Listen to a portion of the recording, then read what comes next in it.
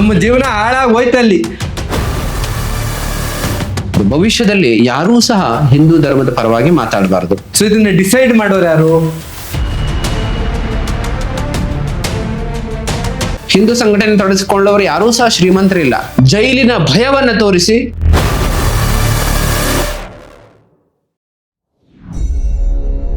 ಶಿಕ್ಷೆ ಹೆಂಗೆ ಕೊಡ್ತಾರೆ ಅನ್ನೋದು ಬಹಳ ಇಂಟ್ರೆಸ್ಟಿಂಗ್ ಆಗಿದೆ ಅಣ್ಣ. ಇಲ್ಲಿ ಫಸ್ಟ್ ನಿಮಗೆ ಮಿನಿಮಮ್ 1 ವರ್ಷದಿಂದ 7 ವರ್ಷದ ತನಕ ಜೈಲು, ಆಮೇಲೆ 50,000 ರೂಪಾಯಿ ದಂಡ ಆಯ್ತಾ. ಫಸ್ಟ್ ಟೈಮ್ ಅಫೆನ್ಸ್ ಮಾಡಿದ್ರೆ.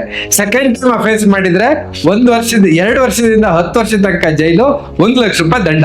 ಫಸ್ಟ್ ಆಫ್ ಆಲ್ ಎಲ್ಲರ ಹತ್ರನು ಕೊಡಕ್ಕೆ ದುಡ್ಡಿರಲ್ಲ, ಆಮೇಲೆ ಸಡನ್ ಆಗಿ ಜೈಲು. ಅಕಸ್ಮಾತ್ ನೀವೇನಾದ್ರೂ ತಪ್ಪಿತಸ್ಥರು ಅಂತ ಅನ್ಸಿದ್ರೆ ಅಧಿಕಾರಿ ನಿಮ್ಮನ್ನ ಡೈರೆಕ್ಟ್ ಜೈಲಿಗೆ ಹಾಕ್ತಾನೆ. ನಾನ್ ಬೇಲೇಬಲ್. ಅವನು ಬೇಲ್ ತಗೋಬೇಕು ಅಂದ್ರೆ ಕೋರ್ಟಿಗೆ ಹೋಗ್ಬೇಕು. ನಮ್ಮ ಸಮಾಜದಲ್ಲಿ ಈಗಿರುವ ವ್ಯವಸ್ಥೆಯಲ್ಲಿ ಒಂದು ಕೋರ್ಟ್ ಕೇಸ್ ಆದ್ರೆ ಸಾಕಪ್ಪ, ಜೀವನನೇ ಸಾಕಪ್ಪ ಅನ್ನೋ ಪರಿಸ್ಥಿತಿ. ನಮ್ಮ ಜೀವನ ಹಾಳಾಗಿ ಹೋಯ್ತಲ್ಲಿ. ಅಲ್ಲಿ ಎಷ್ಟೋ ದಿನ ಹೋಯ್ತು, ದುಡ್ಡು ಆಯ್ತು, ಭಯ ಸ್ಟಾರ್ಟ್ ಆಯ್ತು. ಮಾತಾಡ್ಬೇಕೋ ಬೇಡವಪ್ಪ, ಮಾತಾಡಿದ್ರೆ ಸುಮ್ಮನೆ ಕೋರ್ಟಿಗೆ ಅಲಿಬೇಕಲ್ಲಪ್ಪ ಅನ್ನೋ ಪರಿಸ್ಥಿತಿ ನಿರ್ಮಾಣ ಮಾಡಿ ಹೇಗಾದರೂ ಮಾಡಿ ಯಾರ್ಯಾರು ಹಿಂದುತ್ವದ ಪರವಾಗಿ, ಸನಾತನ ಧರ್ಮದ ಪರವಾಗಿ ಮಾತಾಡ್ತಾ ಇದ್ದಾರೆ, ಧ್ವನಿ ಎತ್ತಾ ಇದ್ದಾರೆ ಅಂತವ್ರನ್ನ ಕೋರ್ಟಿಗೆ ಅಲ್ಸೋಣ ಅನ್ನುವ ಪ್ಲಾನ್ ಇದ್ದಂಗೆ ಇದೆ ಅಣ್ಣ. ಖಂಡಿತವಾಗಿ. ಯಾಕಂದ್ರೆ ಇಷ್ಟೊಂದು ಕಠೋರವಾದಂತಹ, ಇಷ್ಟೊಂದು ದಂಡ, ಇಷ್ಟೊಂದು ಪ್ರಕಾರದ ಶಿಕ್ಷೆಗಳು, ಇದೇನಾಗತ್ತಂತಂದ್ರೆ ಸಾಮಾನ್ಯ ಒಬ್ಬ ಪ್ರವಚನಕಾರರು ಅಥವಾ ಭಾಷಣಕಾರರು, ವಕ್ತಾರರು, ಹಿಂದೂ ಮುಖಂಡರು ಅಥವಾ ಹಿಂದೂ ಕಾರ್ಯಕರ್ತರು ಅಥವಾ ಸೋಷಿಯಲ್ ಮೀಡಿಯಾ ಇನ್ಫ್ಲೂಯೆನ್ಸರು ಅವರನ್ನ ಭಯಭೀತಗೊಳಿಸುವಂಥದ್ದು. ಭವಿಷ್ಯದಲ್ಲಿ ಯಾರೂ ಸಹ ಹಿಂದೂ ಧರ್ಮದ ಪರವಾಗಿ ಮಾತಾಡಬಾರದು. ಹಿಂದೂ ಧರ್ಮದ ಮೇಲೆ ಆಘಾತ ಆದಾಗ, ಆಕ್ರಮಣ ಆದಾಗ, ಲವ್ ಜಿಹಾದ್ ನಡೆದಾಗ, ಮತಾಂತರ ನಡೆದಾಗ, ಹಿಂದೂ ಕಾರ್ಯಕರ್ತರ ಹತ್ಯೆ ನಡೆದಾಗ, ದೇವಸ್ಥಾನಗಳ ವಿಧ್ವಂಸ ನಡೆದಾಗ ಯಾರೂ ಸಹ ಅದರ ಧ್ವನಿ ಎತ್ತಬಾರದು. ಒಮ್ಮೆ ಧ್ವನಿ ಎತ್ತಿದ್ರೆ, ನೀವು ಖಂಡನೆ ಮಾಡಿದ್ರೆ, ಈಗ ಅನಾಚಾರ ಆದಾಗ ಖಂಡನೆ ಮಾಡ್ದಂಗೆ ಹೆಂಗಿರಕ್ಕಾಗುತ್ತೆ? ಖಂಡನೆ ಮಾಡಿದ್ರೆ ನಿಮ್ಗೆ ಈ ರೀತಿ ಶಿಕ್ಷೆ ಇದೆ. ಯಾಕಂದ್ರೆ ಇದನ್ನ ಡಿಸೈಡ್ ಮಾಡೋರು ಯಾರು?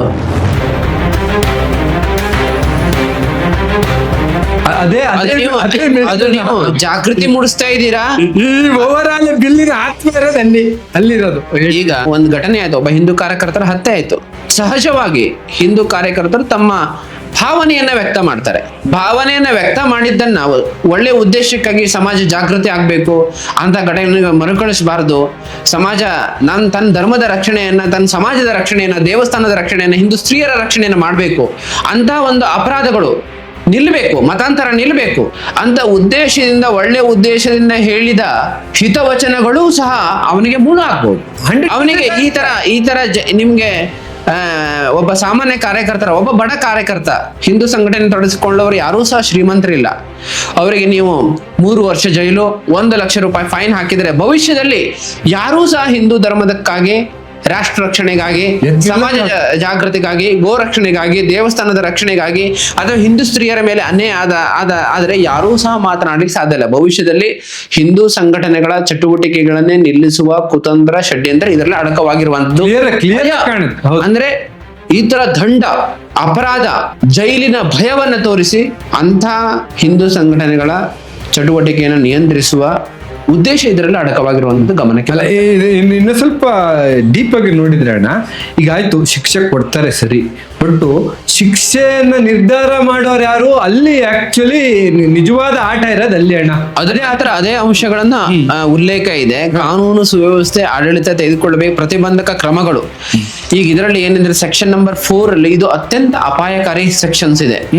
ಇಂತಹ ಅಪರಾಧಗಳನ್ನ ಡಿಸೈಡ್ ಮಾಡೋರು ಯಾರಂತ ಹೇಳಿದ್ರೆ ಒಬ್ಬ ಜಡ್ಜಸ್ ಅಲ್ಲ, ಹೈಕೋರ್ಟ್ ಜಡ್ಜಸ್ ಅಲ್ಲ. ಇದನ್ನ ಡಿಸೈಡ್ ಮಾಡೋದು ಯಾರಂತ ಹೇಳಿದ್ರೆ ಒಬ್ಬ ಕಾರ್ಯನಿರ್ವಾಹಕ ಮ್ಯಾಜಿಸ್ಟ್ರೇಟ್, ವಿಶೇಷ ಕಾರ್ಯನಿರ್ವಹಣಾ ಅಧಿಕಾರಿ ಅಥವಾ ಉಪ ಪೊಲೀಸ್ ವರಿಷ್ಠ ಅಧಿಕಾರಿ. ಅವರು ಅಂದ್ರೆ ಈ ಮಾಹಿತಿ ಸ್ವೀಕರಿಸಿದ ಮೇಲೆ ನಿಯೋಜನೆ ಮಾಡಬಹುದು. ಯಾವುದೇ ಅಪರಾಧವನ್ನು ಮಾಡೋದಕ್ಕಾಗಿ ಬೆದರಿಕೆ ಒಡ್ಡಲು ನಂಬಲು ಕಾರಣವಿದ್ದರೆ ಅವರು ಆ ಒಂದು ಅಭಿಪ್ರಾಯಕ್ಕೆ ಬಂದು ಅವ್ರ ಮೇಲೆ ಅವರು ಕಾನೂನು ಕ್ರಮವನ್ನು ಜರುಗಿಸಬಹುದು.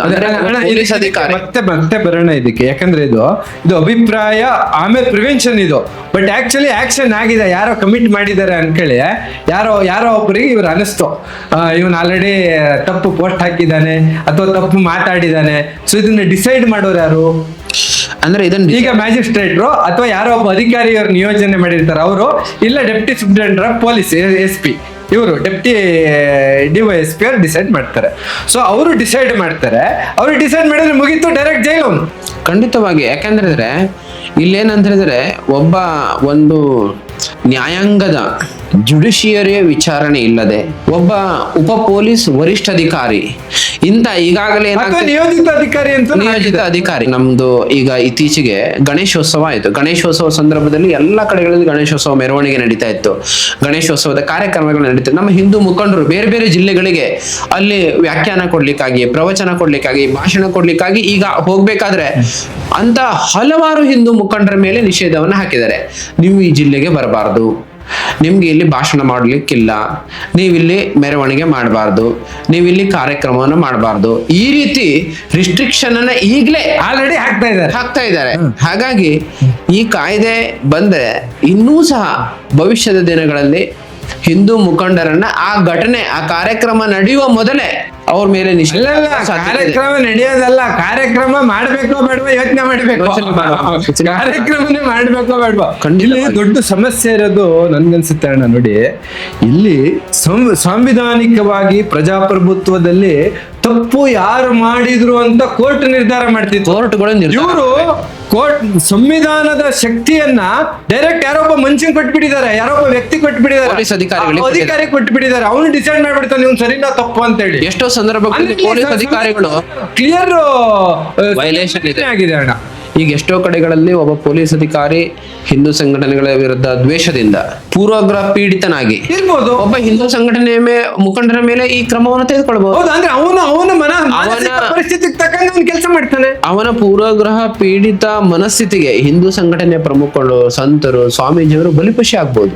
ಹೌದು, ನಾವು ಈಗಾಗಲೇ ನಾವು ರಾಜ್ಯದಲ್ಲಿ ನೋಡ್ತಾ ಇದ್ದೇವೆ ಎಷ್ಟು ಹಿಂದೂ ಜಾಗರಣ ವೇದಿಕೆಯ ಮುಖಂಡರ ಮೇಲೆ ನಿಷೇಧವನ್ನು ಹಾಕ್ತಾ ಇದ್ದಾರೆ. ಈಗ ಎಷ್ಟು ಕಡೆಗಳಲ್ಲಿ ನಮ್ಮ ಹಿಂದೂ ನಾಯಕರನ್ನು ನಿಷೇಧ ಹಾಕ್ತಾ ಇದ್ದಾರೆ, ಅಥವಾ ಸಂತರ ಮೇಲೆ ನಿಷೇಧವನ್ನು ಹಾಕ್ತಾ ಇದ್ದಾರೆ. ಹಾಗಾಗಿ ಭವಿಷ್ಯದಲ್ಲಿ ಇದೇ ತರ ಈ ಕಾನೂನು ಬಂದ್ರೆ ಆ ಒಂದು ನಿಷೇಧ ಹಾಕುವ ಪ್ರಕ್ರಿಯೆಗಳಿಗೆ ಇನ್ನಷ್ಟು ಅದಕ್ಕೆ ವೇಗ ಸಿಗ್ಬಹುದು. ವೇಗ ಅಲ್ಲ, ಇದು ಎಲ್ಲಿಗೂ ಹೋಗ್ಬಿಟ್ಟು ನೋಡಿ. ರಾಜಕಾರಣದಲ್ಲಿ ಸ್ಪಷ್ಟವಾಗಿ ಎಲ್ಲರಿಗೂ ಗೊತ್ತಿರೋದೆ, ಅವ್ರಿಗೆ ಅವ್ರವ್ರ ಕ್ಷೇತ್ರದಲ್ಲಿ ಅವ್ರವ್ರಿಗೆ ಬೇಕಾಗಿರೋ ಅಧಿಕಾರಿ ಹಾಕ್ಯಂತಾರೆ, ಅವ್ರ ಹತ್ರ ಏನೇನ್ ಬೇಕೋ ಎಲ್ಲ ಆಟ ಆಡಿಸ್ತಾರೆ. ಇದು ಸ್ಪಷ್ಟ, ಸಮಾಜದಲ್ಲಿ ಎಲ್ಲರಿಗೂ ಗೊತ್ತು. ಸೊ ಯಾವ್ಯಾವ ಜಿಲ್ಲೆಯಲ್ಲಿ ಯಾರ್ಯಾರನ್ನ ಹಂತಿಕ್ಬೇಕು ಅಂದ್ರೆ ಅವ್ರಿಗೆ ಬೇಕಾಗಿರೋ ತರದ ಅಧಿಕಾರಿನ ಹಾಕ್ಯಂತಾರೆ. ಅವನ ಅಧಿಕಾರಿ ಇವ್ರು ಹೇಳ್ದಂಗೆ ಕೇಳ್ತಾ ಇರ್ತಾನೆ, ಅವನು ಬೇಕಾದ್ರೆ ಎಲ್ಲರನ್ನು ಜೈಲಿಗೆ ತಂದು ತುಂಬ್ತಾನೆ.